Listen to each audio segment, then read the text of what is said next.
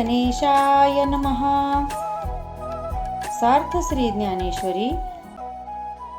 श्री भगवान श्रीकृष्ण अर्जुनास जो गीता उपदेश करीत आहेत, त्यातील संसाराचे मिथ्यापण, तो कसा अनित्य आहे हे सांगणे आणि जीव ब्रह्म ऐक्याची माहिती व कर्म सांगणे हाच ज्ञानेश्वरीच्या या 15व्या अध्यायाचा मूळ विषय आहे। या गूढ अशा विषय निवेदनास प्रारंभ करण्यापूर्वी श्री संत ज्ञानेश्वर महाराज मोठ्या कृतज्ञतेने आपले सद्गुरू श्री निवृत्तीनाथ यांचे मनोभावे मानस पूजन करतात। आपल्या सद्गुरूंच्या चरण पादुका हृदय सिंहासनावर प्रतिष्ठापित करून ते सविनय त्यांचे भावपूजन करतात।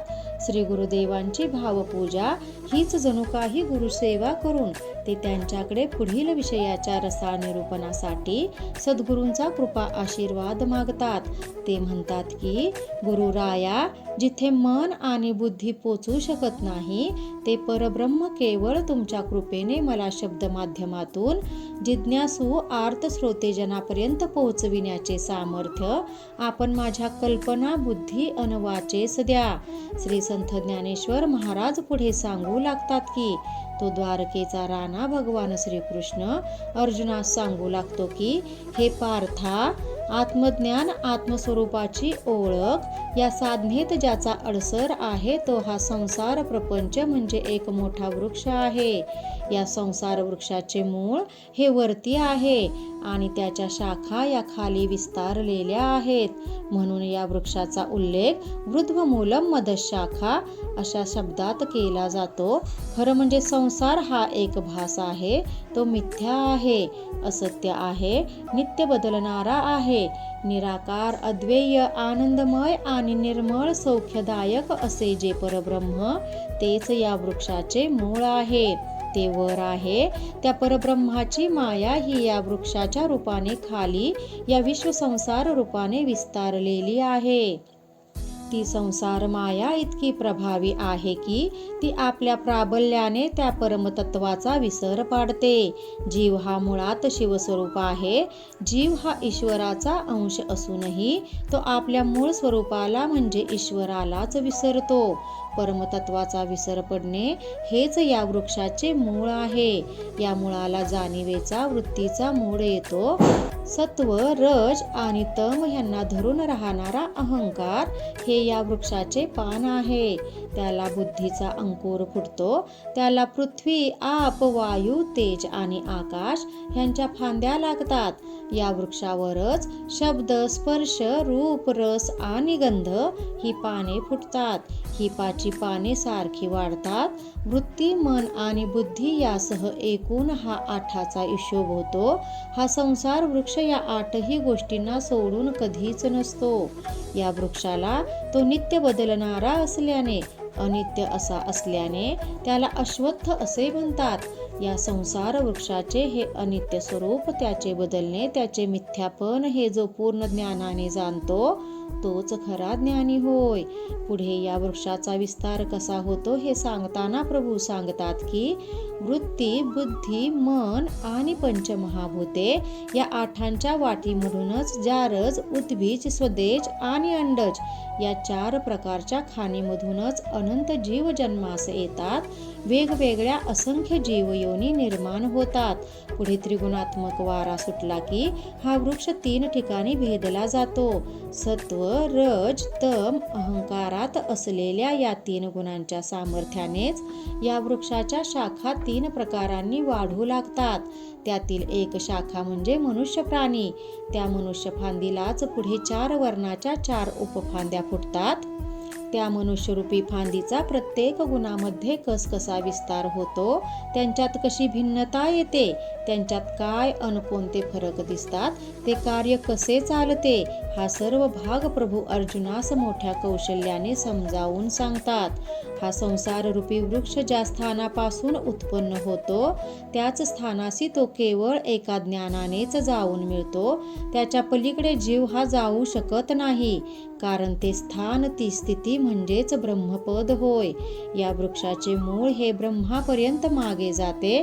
त्या वृक्षाच्या अनेक विस्तारलेल्या शाखा आहेत. या वृक्षाचा नाश कसा करायचा, तो कशाने करता येईल, असा जर प्रश्न अर्जुना तुझ्या मनात येत असतील तर त्याचे उत्तर असे की हा संसार वृक्षाचा नाश करायचा तर प्रथम अज्ञानाचा नाश करायला हवा. केवळ ज्ञान खड्गानेच या वृक्षाच्या अफाट पसरत जाणाऱ्या फांद्या तोडता येतात.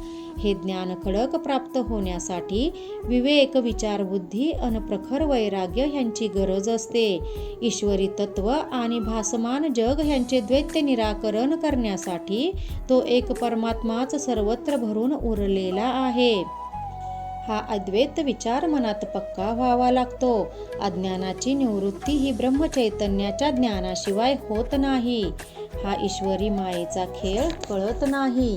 एकदा का मी कोण, तो म्हणजेच मी, हे ज्ञान प्राप्त झाले की अज्ञान दूर होते आणि असे भक्त माझ्या स्वरूपापर्यंत येऊन मिळतात.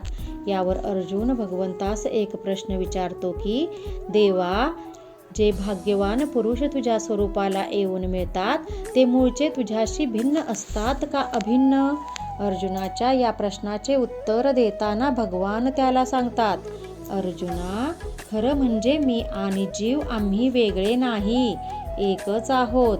मीच जेव्हा जीव म्हणून जन्म घेतो तेव्हा त्या जीवाला तो जीव म्हणजे मी हे आत्मज्ञान राहत नाही, तर त्याने धारण केलेल्या पंचमहाभूताच्या शरीरालाच देह म्हणजे मी असे मानत सुटतो. तिथे ईश्वरी तत्व अन जीव ह्यांच्यात भेद निर्माण होतो. तो केवळ शुद्ध भ्रम आहे. ज्यावेळी देहामध्ये ते परमचैतन्य आत्मरूप घेऊन प्रवेश करते तेव्हा प्राण्यांचा जन्म होतो. परत जेव्हा ते आत्मतत्व देहाला सोडून जाते तेव्हा देहाचे पतन किंवा मृत्यू झाला असे मानले जाते.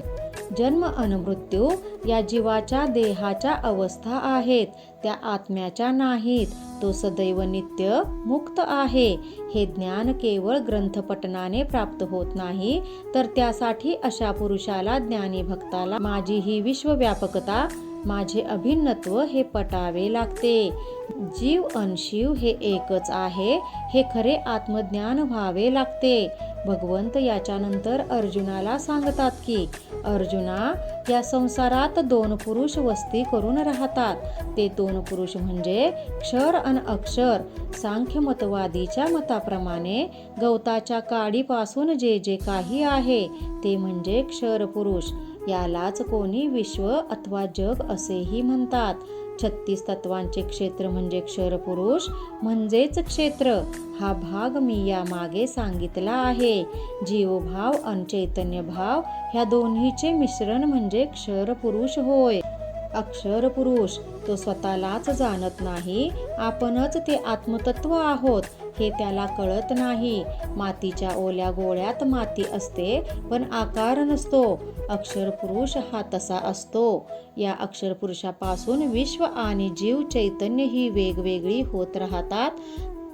तसं जर झालं नसतं तर याला ब्रह्म असं म्हटलं आलं असतं, कारण ज्याचा कधी क्षर होत नाही त्यालाच अक्षर म्हणणे हे योग्य आहे ना. अर्जुना, या क्षर आणि अक्षर या अवस्था पण खऱ्या नाहीत. त्यांच्यावर चढत असते ते ज्ञानतत्व. अज्ञानाचा नाश करून ते ज्ञान स्वतः जिथे हरपून जाते ती आहे उत्तम पुरुषाची अवस्था. हा उत्तम पुरुष या दोघांपेक्षा वेगळा आहे.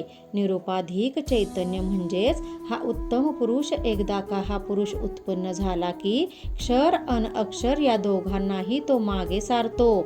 मी ब्रह्म आहे या ज्ञानावर तो आला म्हणजे आपोआपच त्याचे देह म्हणजे मी हे अज्ञान नाश पावते आणि अहम ब्रह्म ह्याची त्याला अनुभूती येते.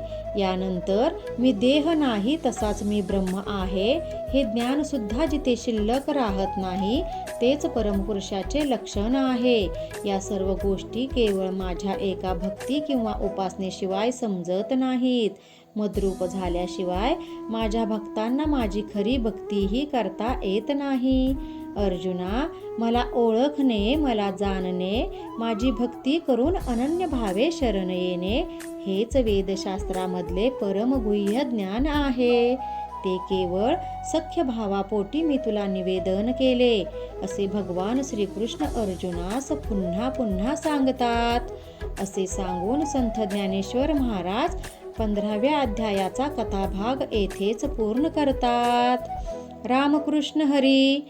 कृपा त्या ज्ञानेश्वरीची, करून घ्या शुद्धी भक्तीने अंतरंगाची.